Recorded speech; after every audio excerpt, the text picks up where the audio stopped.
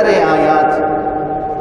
یوں تو قرآن مجید کی ہر آیت معجزہ ہے، مگر جس طرح انبیاء کے مراتب ہیں اسی طرح قرآن مجید کی آیتوں کے مراتب ہیں.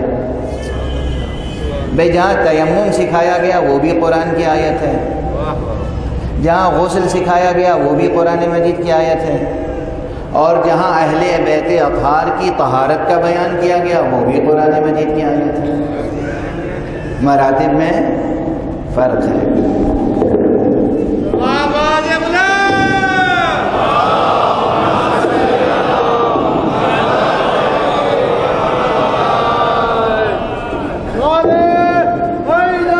فاصلہ رکھیں اور فاصلہ رکھیں.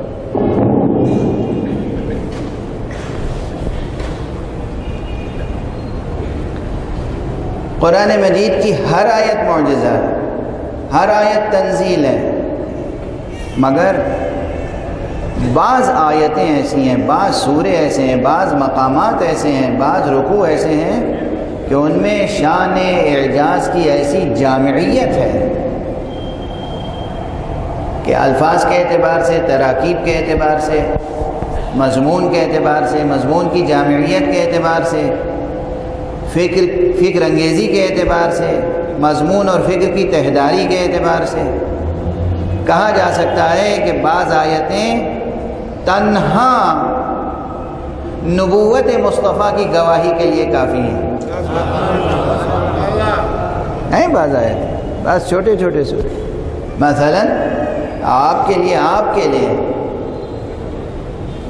حیدرآباد کے مجمع کے لیے، اہل ولایت کے لیے، اہل محبت کے لیے مثال مجھے بتانے کی ضرورت نہیں.